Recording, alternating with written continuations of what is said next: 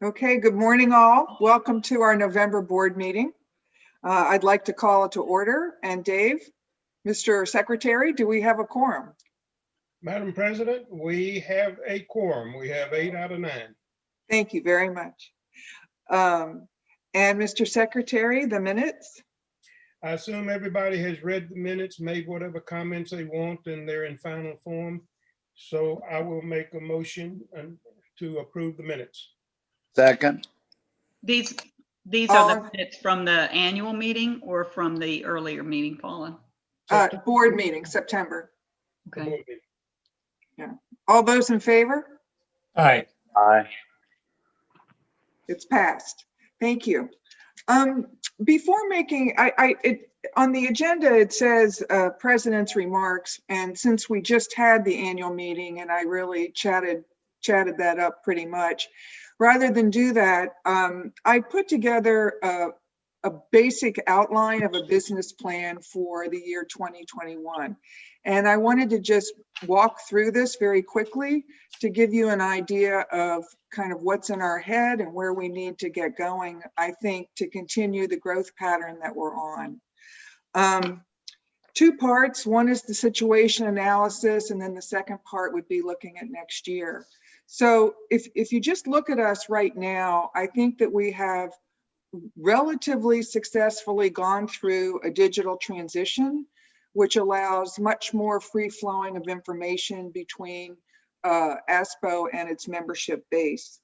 The membership continues to increase and we represent about 70%. I'd really like to break that 70% number. The major hurdle that we have, and it's the same thing that's been all year, is collecting email addresses from all of our members. So we will continue with that very diligently, because the ultimate goal is to be able to perform electronic billing and then electronic voting.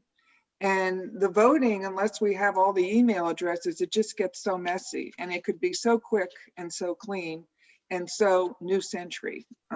Anyway, so responsibilities between ASPPPO and CSA continue to crystallize.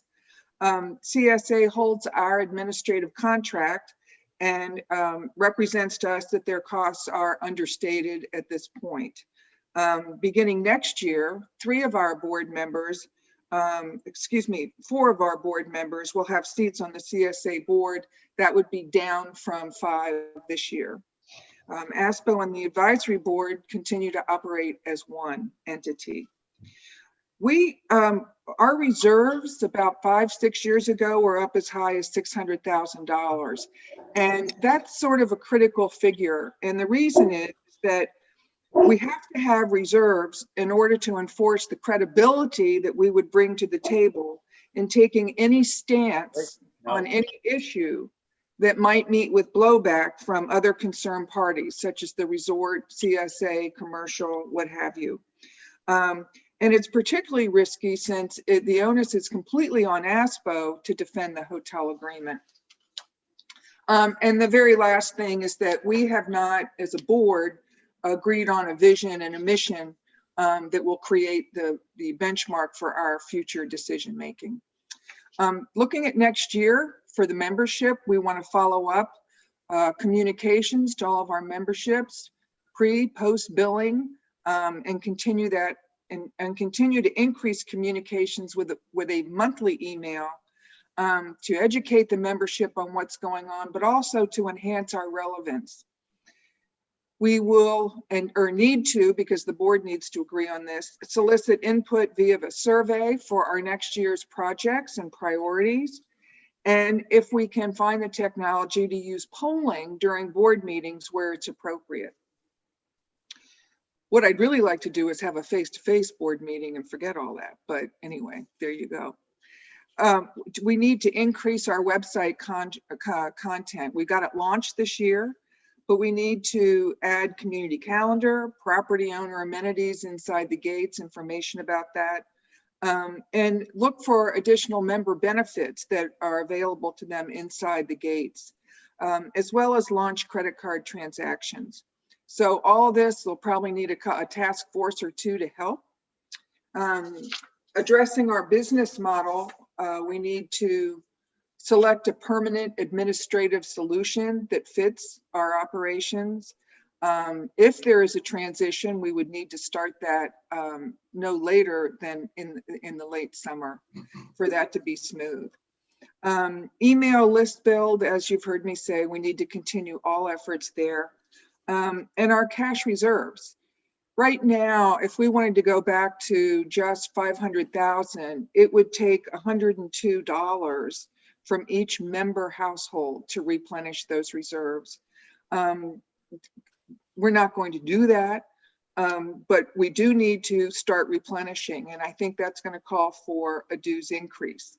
And lastly, we should evaluate investments that are shared with CSA to make sure there's no duplication there for, I don't know, beach parties and things like that. So with that being said, I'd like to move on to the financial update. Well, any questions on that? I know you all had a chance to. Okay. I'd like to move on to the financial update, and Mr. Treasurer, Rich. Rich, you're on mute.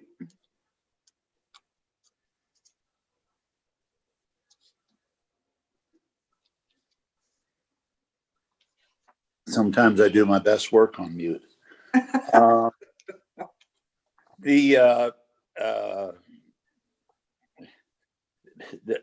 should have in front of you the balance sheet. I'll start with that. As of September 30th, I'm just going to talk about where we are now. Total assets around 484,000. That's up from 401,000 September of last year. The majority of that is in our investments, which have moved from 311 to about 395. Our accounts payable are up a bit, and mostly related to timing, not specific items, from 26,000 last year to about 115,000. So overall, right now, our undesignated funds balance about 368 compared to 375 last year. So basically, to refer back to Paula's comments, our investment portfolio's net is about flat.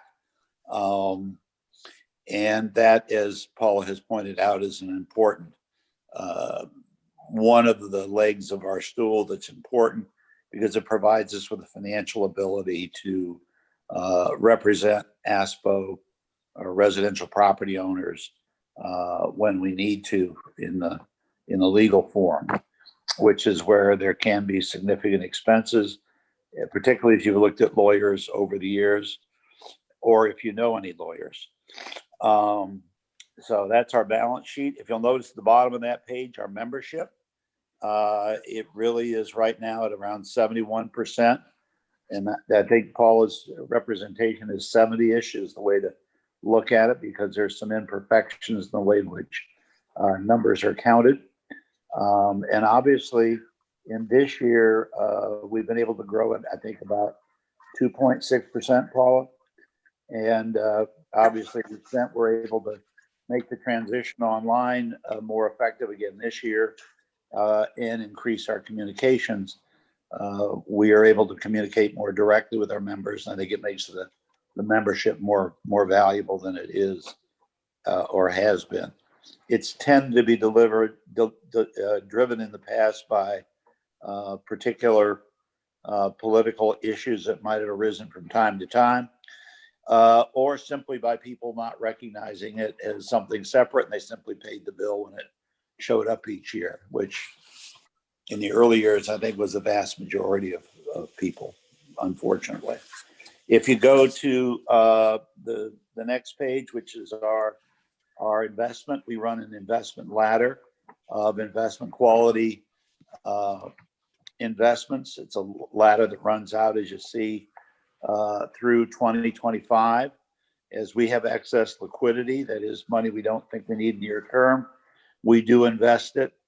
We have a little bit more. We have, as you see the cash now, we have some more coming due over the next several years, and that provides us with liquidity to be able to do the things we want to do.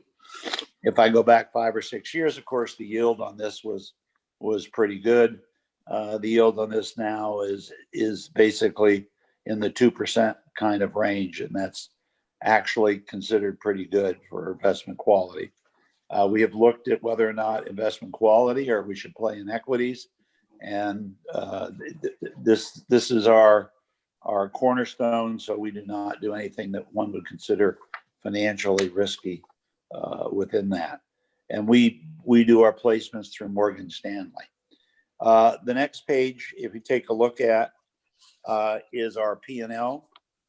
And I'll compare September of this year to September of last year. Our total revenues basically are about flat, 135,000 versus 134. Revenue is dominated, of course, by our annual fees, which we'll talk about we get to the budget. We had a roaring $245 worth of license fees for those of you that bought license plates for the front of your car. Thank you. And then interest on the investments that we made. You'll see that's been relatively flat, but it's going to continue to trend down as yields go down, offset hopefully by increases in the balances. Our overall expenses last year to date was about 91, almost 92,000. This year it's 115,000.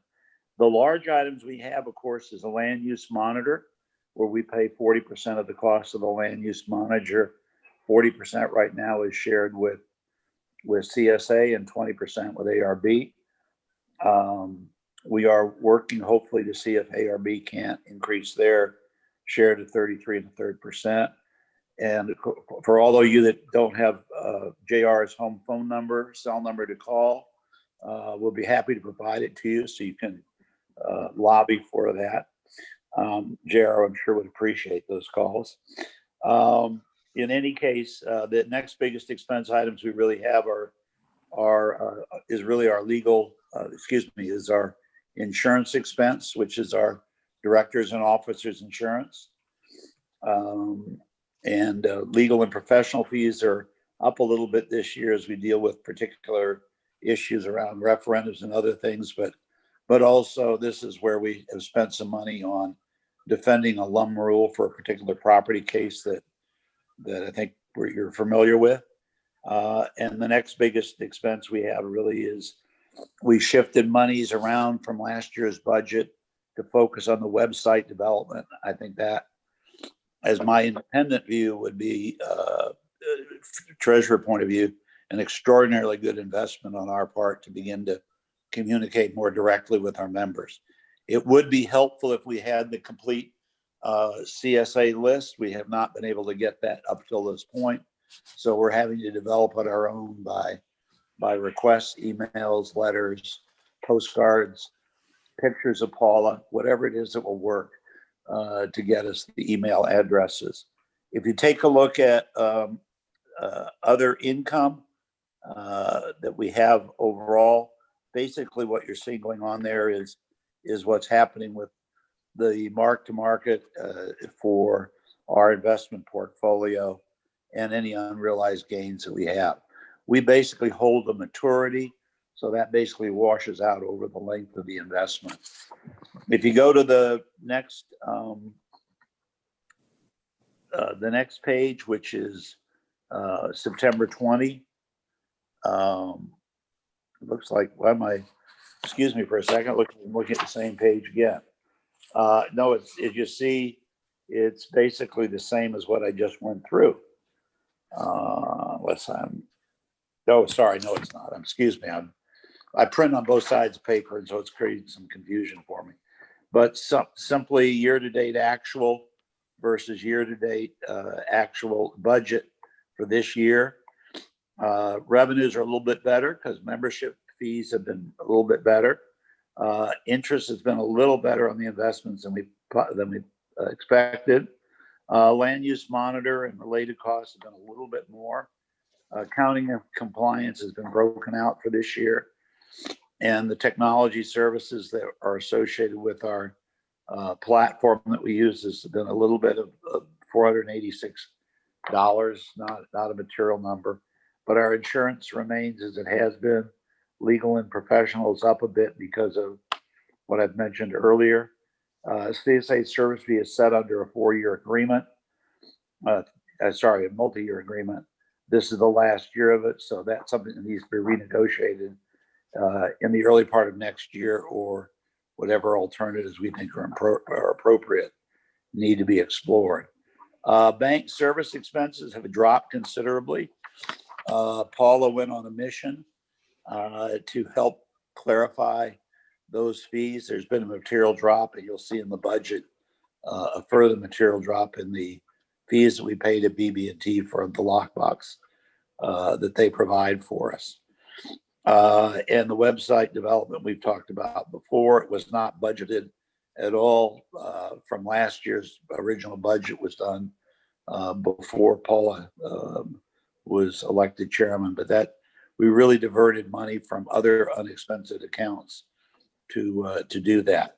So you'll see that from the community events, and you'll see that from other items that have positive variances. That's where we put it.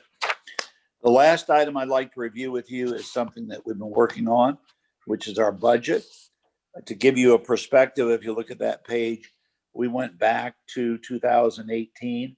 So you really have the last 4 years historical. And of course, 20, is a forecast. So you can see that we basically been very flat on our revenue number for the whole period. The other revenues is the license plate fee and that sort of things that have not been material. In our budget, you'll see we haven't included it.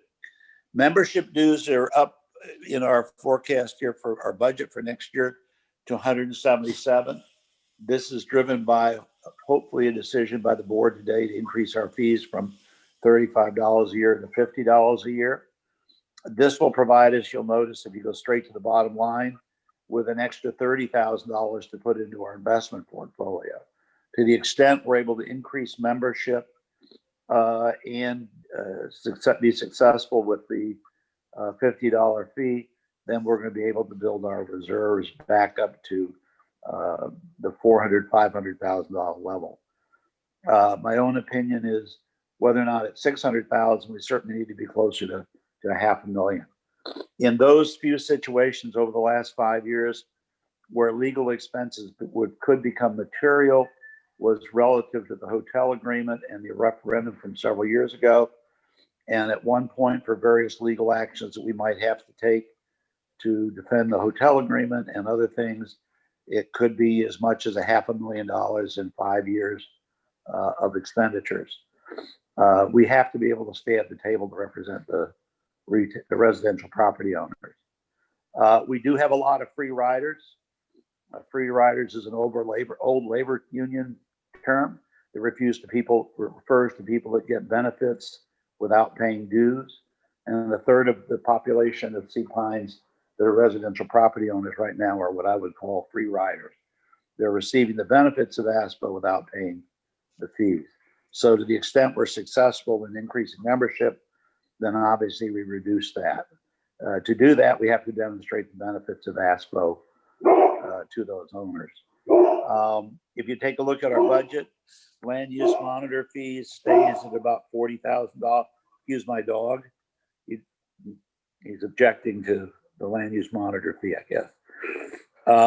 Accounting support is a couple $1,000. Insurance is our legal, is our D&O that we've talked about. Administrative support is the flat rate we pay for it. You'll see our legal fees are down for next year. We don't, at this point, see any major incurrence. Of course, the referendum is a CSA expense primarily. The bank service charges, if you'll notice the trend that down to about 6,000. I would like to take credit as treasurer for that, but the fact is that's Paula working with Victoria. What started off because Paula wanted to include a letter that apparently became very expensive until she got it straightened out. And first class postage on every item that didn't need to be. Any case, communications and PR, you'll notice that's increased. Paula has spent a significant amount of her time on that. And our belief is we need some more professional help that we've been using on a part-time basis to do that. And that's included in that $3,000 to $6,000 increase. Annual meeting, around $5,000 a year. We're hopeful that the annual meeting next year will be able to be in person versus virtual, but virtual has been more cost effective, but it does limit the ability to communicate. The other items is election, which we've been able to lower, keep those costs pretty efficient, about $12,000 for next year. Website, you'll notice the development of it last year was 16. This year at 18, the intent is to increase the frequency of updates to broaden its reach. You heard the credit card charge reference, but also to broaden the kind of communications we can provide to our members. Community events, which we didn't do any of which really in 2020, in part because of COVID. There is a belief that having some community events for our property owners is a good thing for us to be doing. And other expense basically captures everything else that we do. So about 156,000 in expense, which is up slightly from last year, less about 5%. This will give us a net of about 30. But the key driver here is a $50 annual fee. The assumption under that right now is we will have a 2.5% attrition in members at the $50 level. That's been based on a scientific wild ass guess. But to the extent we're successful in marketing the benefits of ASPO, then I think that will be offset by increases in membership. My own, Paul, it's up for you, the board, to decide what the goal should be, but you'll notice a blank down there on year-end paid membership. I think it's important to try to set a reach goal for ourselves in terms of membership. But that it won't just be the website. That will be what we're able to do with talking to friends, communications, getting people to give us their email addresses. I think Paula has said in her report, we have, Paula, correct me if I'm wrong, 1,800 or so addresses at this point. Mm-hmm. So we have basically got half of our members with email addresses. My perspective, since it's my last year, that's absolutely unacceptable. And the only way to get that up is through an effort on our part and in communications.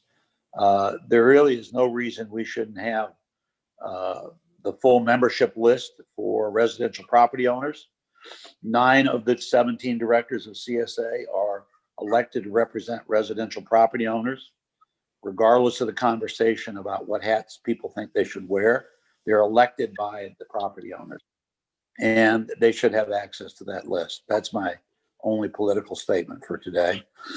The other things on the budget, so the key thing for the budget is I think it's been balanced.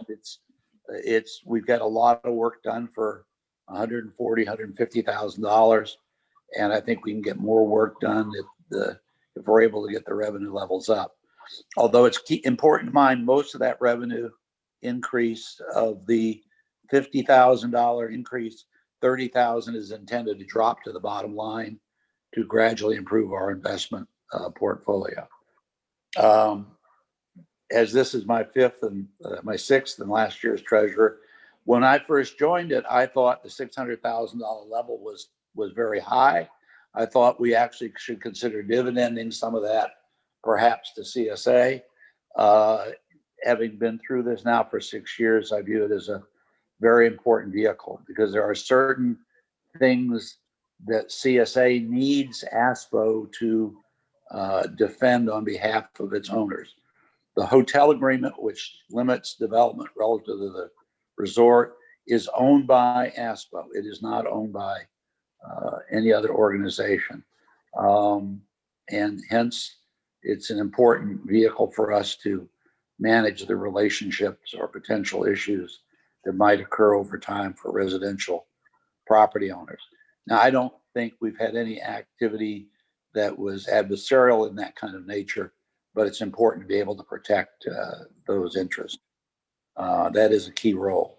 And that does go back in some respects to the covenant. So the one motion I would make in this is first to accept the year-to-date financials for ASPO. We Do don't we have approve. a second on that? Thank you, Mr. Ellis.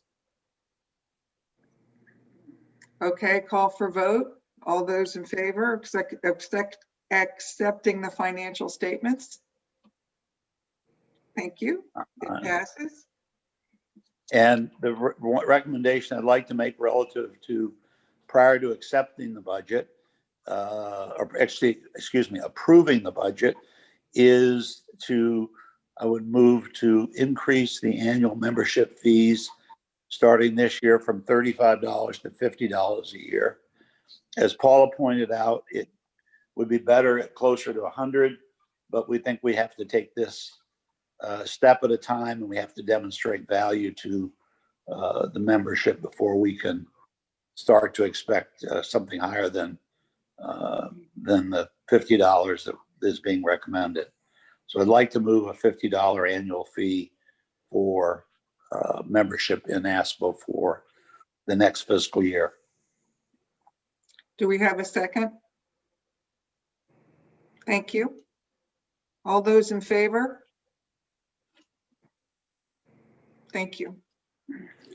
Well, that concludes the financial Could we, part of the why don't you propose, Rich, that we accept the 2020? Yeah, that'd be a good budget? idea to accept the budget.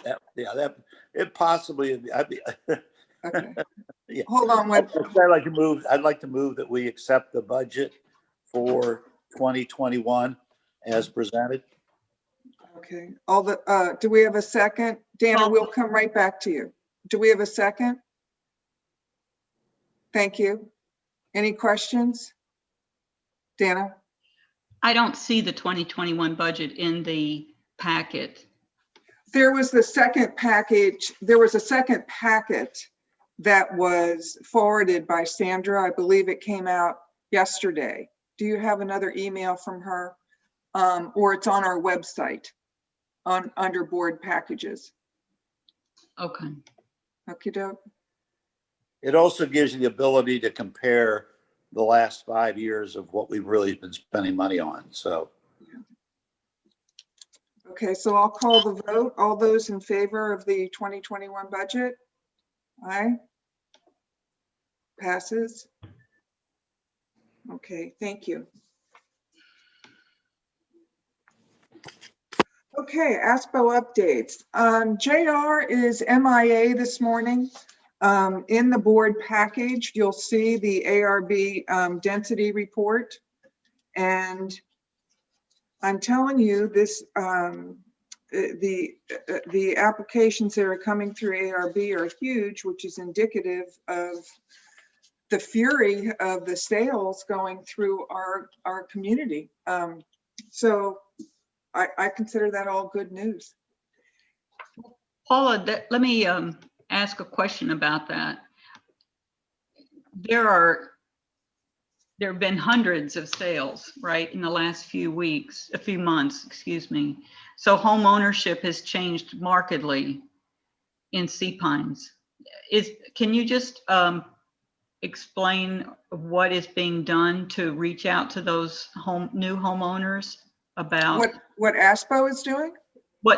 Are we doing anything to send out notices or to ask them on an ongoing basis to become members of ASPO? We get a monthly report from CSA of the new residents in the community, and they are starting to get postcards from us. We are so late in the year, a proper postcard will be produced and printed, and it will become a more formal process come January 1. Okay. Because we will get them all right now when we do our dues billing, which is the first week of January. But then for maintenance, there will be a monthly mailing. So, okay. Thanks. Any other questions on that? Okay. Barry has a question. I'm sorry, Barry, yes. That's okay. It's more of a suggestion if it isn't taking place. When a new resident comes to Sea Pines, they get an electronic fob of all kinds of information related to Sea Pines. And I think it's important to make sure as part of that welcome and introduction, when that takes place beyond just the transaction, that there be some sort of a significant presence for ASPO, you know, in whatever material is kind of handed out to those people. Just so that we can, you know, we'll call ourselves our electronic version of a welcome wagon or whatever the case might be. Yeah. But I just think it's real important to make sure these people feel welcome and understand why we exist. Okay. Since that's a CSA function, would you like to check that out with CSA, or Sure, and let us know? Yeah, I'll be happy to do that. Okay. And I think Amanda is probably on this too, so she, you know, can hear this, and I'll reinforce it in talking with CSA. Okay, and if content is needed, you know, I'll put it back on the agenda for next meeting. Okay. Okay. Thank you. All righty. Communications, Dave, anything to add? Well, not really. It's been said. Our main method of communications right now is a website, and there's a tremendous need to get the email addresses. And so for anybody listening to this, or, you know, if you haven't submitted your email address, please go to the website and do that, because for you to get immediate information, you know, you can get it by email, and it'll make it a lot easier. And there's significant things that are on the horizon that you need to be aware quickly. And so please, I just make a plea for, you know, email addresses again. So it's just a reiteration. Thank you. Thank you. Website updates. We are in phase 2 of the website. The development team is working right now to get credit card transactions up and running by January 1. So 2021 would be a transition year where members are given the opportunity to go online and pay by credit card instead of sort of old century putting a check in the mail. We'll always take that, but we would really like to get the large percentage of our members online in their separate private accounts where they can do a credit card transaction. Okay, land use management, Dana.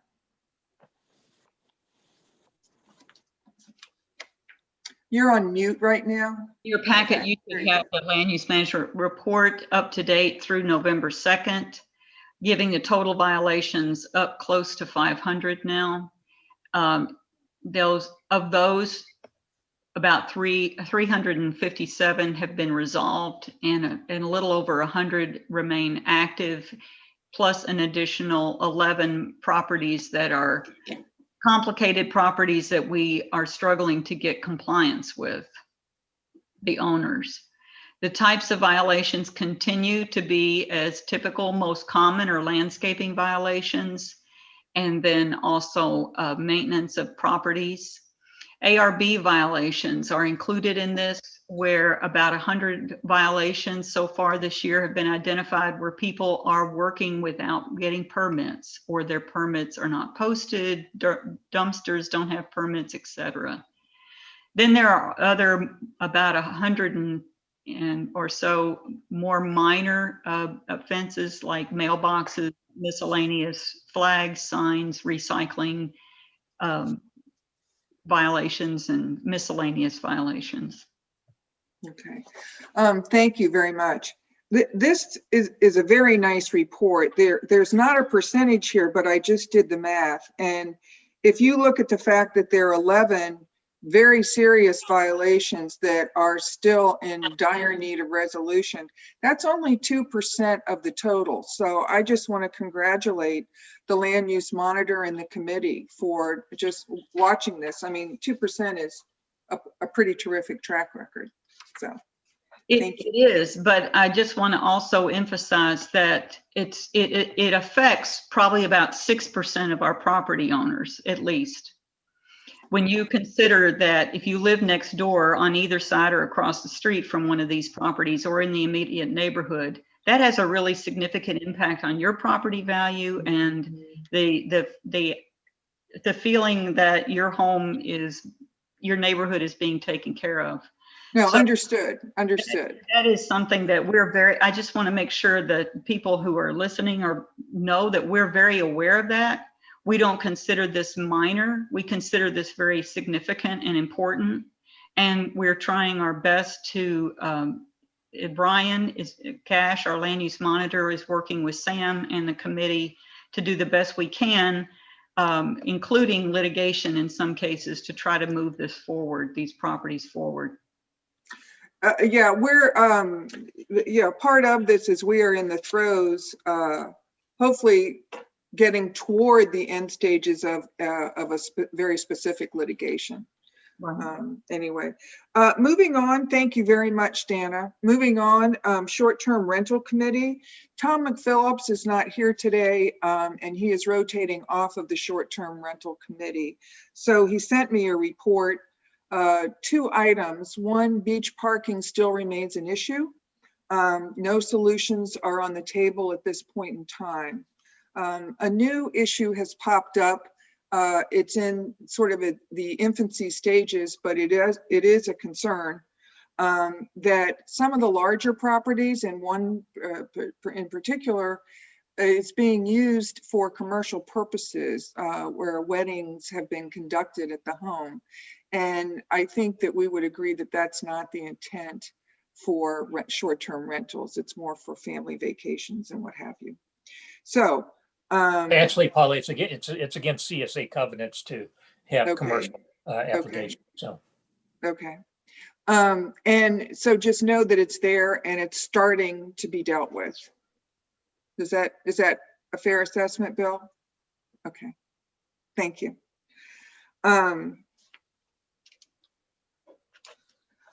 Okay, so unfinished business. Before we get to the proposed refresh on the land use management rules and regulations, I wanted to restate something that I had talked about in the January board meeting when we first started this long journey together. And that is that the top priority for our neighbors and our members and all residents behind the gates here in our community, the top priority is the CSA revenue shortfall. And until that is really resolved, it's hard to move forward knowing that we're not able to handle what is on our plate right now. It stays our top priority, and if you look at it today, we're waiting on CSA board approval of a revenue enhancement mechanism. Right now, it looks like it'll be a referendum. When we have all of the information, which I anticipate would be next week because the CSA board meeting is scheduled for next Tuesday, if it's approved, the referendum and all the terms are there, then I plan to call a special meeting of the ASPPPO Board of Directors. And at that point in time, I really think we need to go over it, have a very healthy discussion. In the meantime, CSA is completely focused on the revenue shortfall and what we think will be the referendum. Given the importance of the referendum, I think that it would be in our best interest to table the vote on the LUM rules and bring them back up when we know that our proposal can get the attention that it has earned. And right now, I don't see that happening. So I'm going to move that we, rather than approve the LUM rules, that we table them until such time as the revenue shortfall has been properly addressed. Do I have a second? Okay, thank you. Discussion? All those.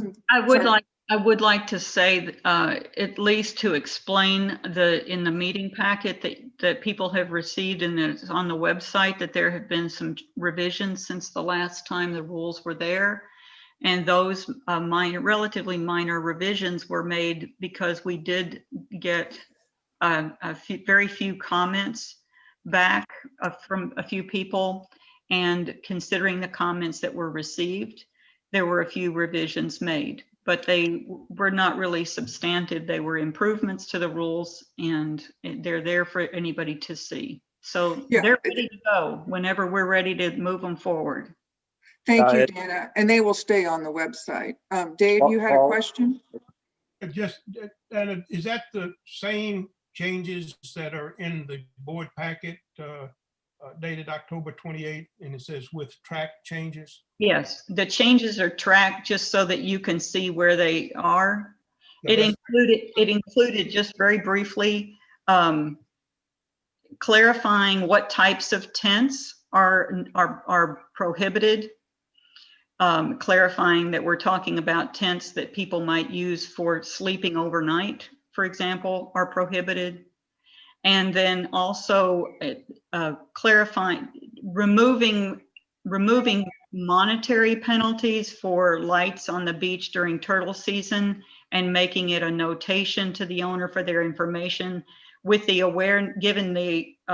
given and also giving the information that this is a violation of law and it can incur a citation, but not a land use per se fine. So those two differences were made, and then the fine exhibit at the end was adjusted accordingly. Rich? Yeah, I just, as Dana's co-chair representing CSA, I think, and really her bag boy, they've put over 2 years worth of effort into these rules and regs. The comments that were received actually were very positive. The two minor ones we're talking about were very positively submitted from CSA board member. But I do agree that the referendum is the driving force. It will do us little good to have LUM rules and regulations if we have a failure to pass a referendum and are unable to deal with the infrastructure. So our ability to cause a particular property owner to repair his property will be lost in the backwash of not being able to do the infrastructural things that need to be done. So I would support the tabling Thank you, suggestion. Rich. Thank you.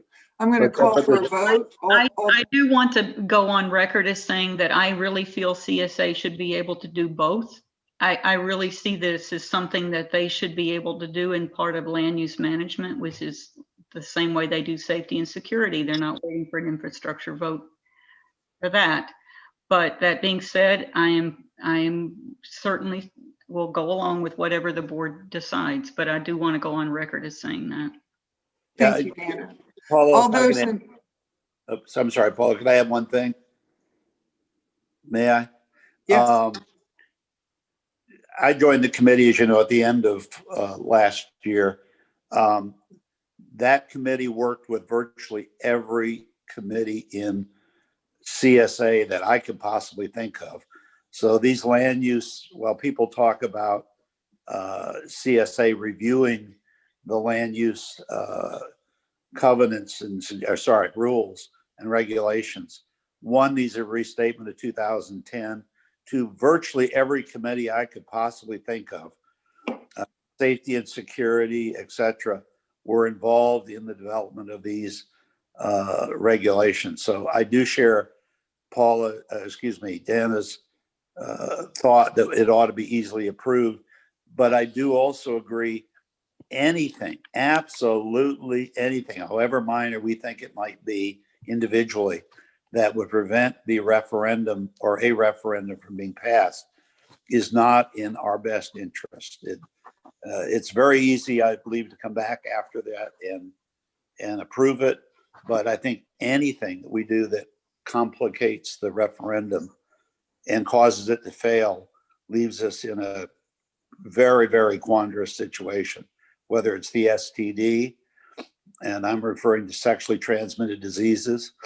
Are Okay, I probably. think I'm going to call the vote now, Rich. Thank you. I thought that was- All those in favor of tabling this, raise your hand, please. Okay, thank you. The motion carries. Paula, can I ask, once the at what point would ASPPPO consider putting these forward for a vote to pass these forward to CSA? Would it be after a referendum has been recommended, after a referendum has been approved, after, what are we talking about? I hate to say referendum. I feel like that's coming. All the talk is about it, but I would just say when the CSA revenue shortfall is resolved. And because I don't want to get ahead of CSA and how they're going to do it.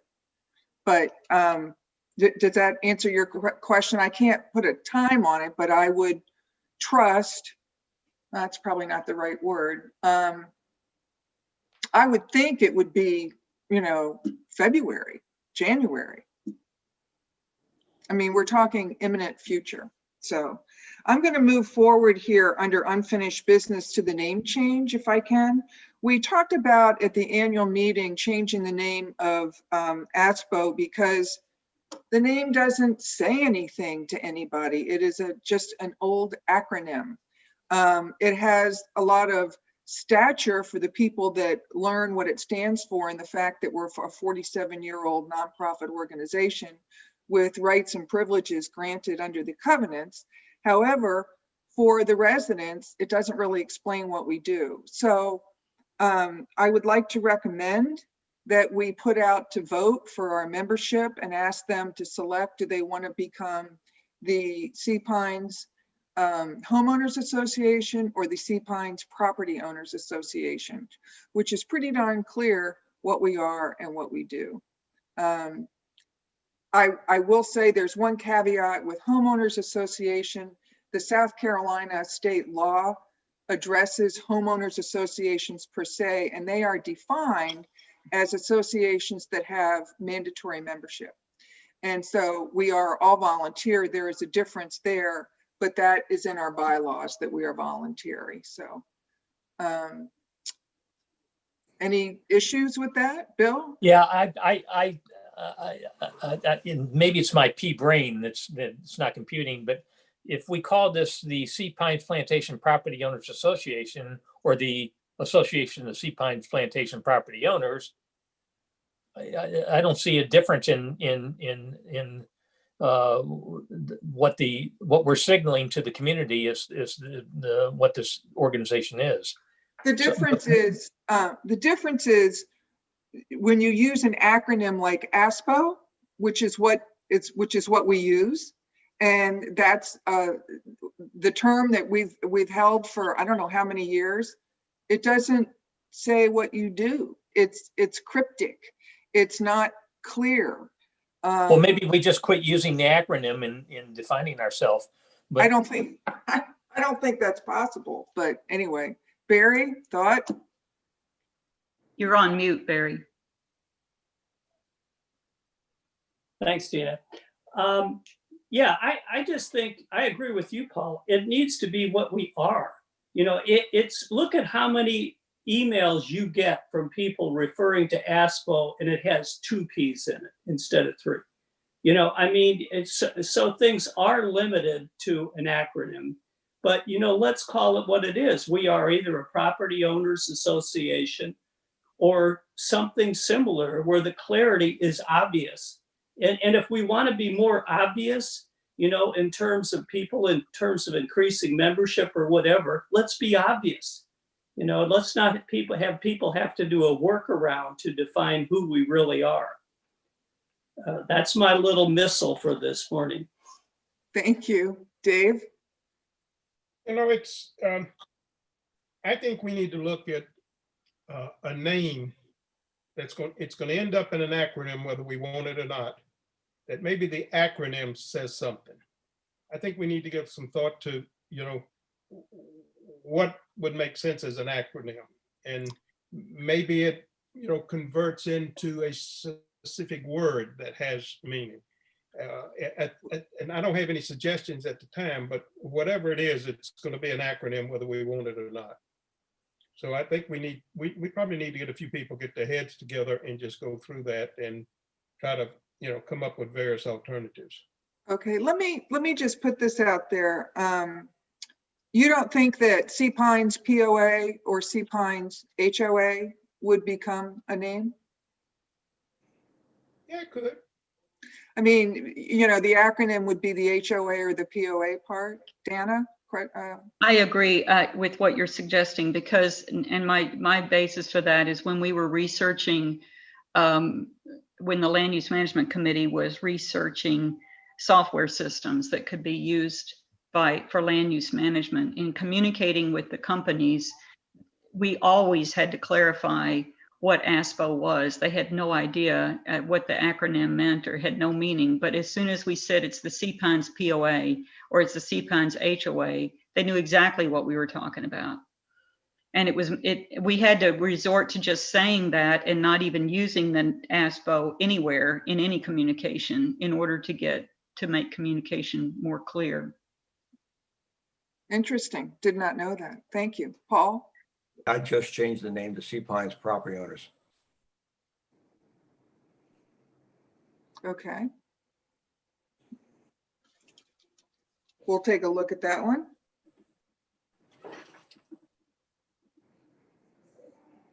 All righty, moving on. New business, appointment of the Architectural Review Board member.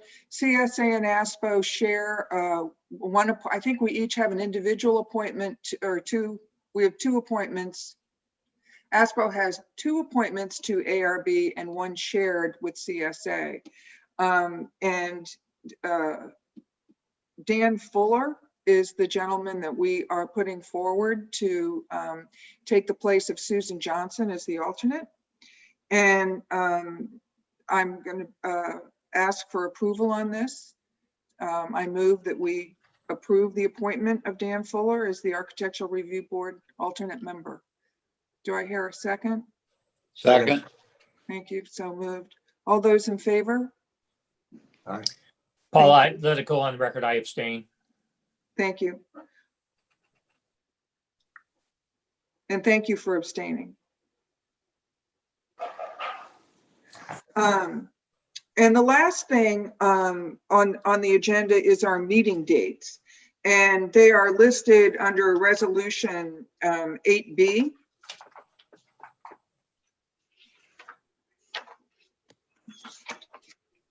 There is a board meeting in January.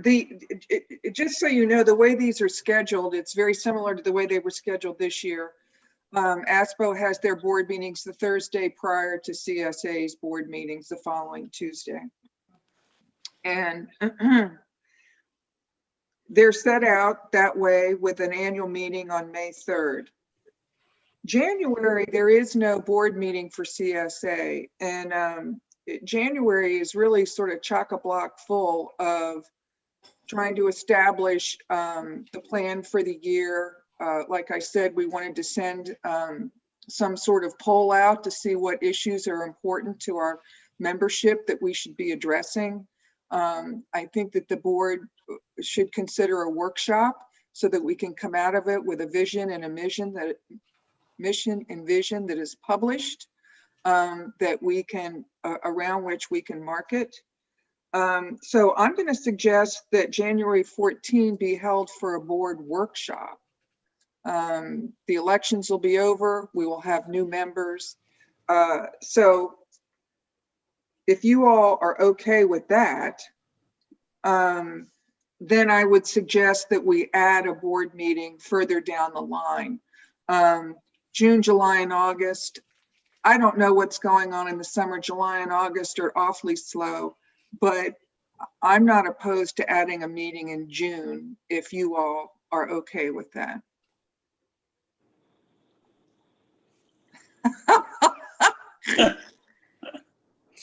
It's fine with me.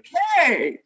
You know what, Paula, I suggest we just make that optional. I mean, I think things are going to surface during the year that are going to require either a workshop or a board meeting Yeah, because of something that came out of the workshop or whatever.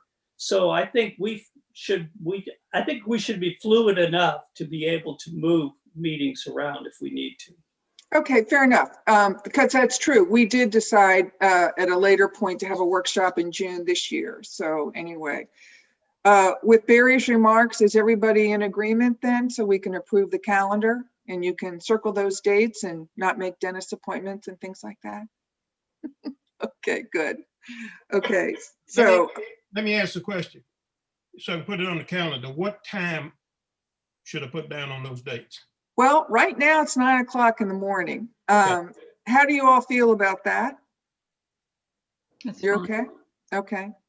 9 o'clock then, and do I have a motion to approve the calendar with January 14th being a workshop versus a formal board meeting? Okay, Bill's on mute, but I'm assuming he's moving it. And Barry's on mute, but I'm assuming he's seconding it. All those in favor? Correct. We're Aye. good. Okay, we're good. And Okay. Paul, the annual meeting, would it be at 9 o'clock too? No, that time needs to be set. That's a shared meeting with CSA since we have the same audience. And more details will come out on that. Okay, that's usually in the afternoon anyway. All right. Yeah, yeah. Okay. And right now, just for the record, it's budgeted as a virtual meeting. So anyway. Okay, being no further business, this meeting is adjourned. I will check and see if there's any questions for the board. So if we could take a little 5-minute recess and then come back. If there are any questions, we'll take them then. Thank you all very much.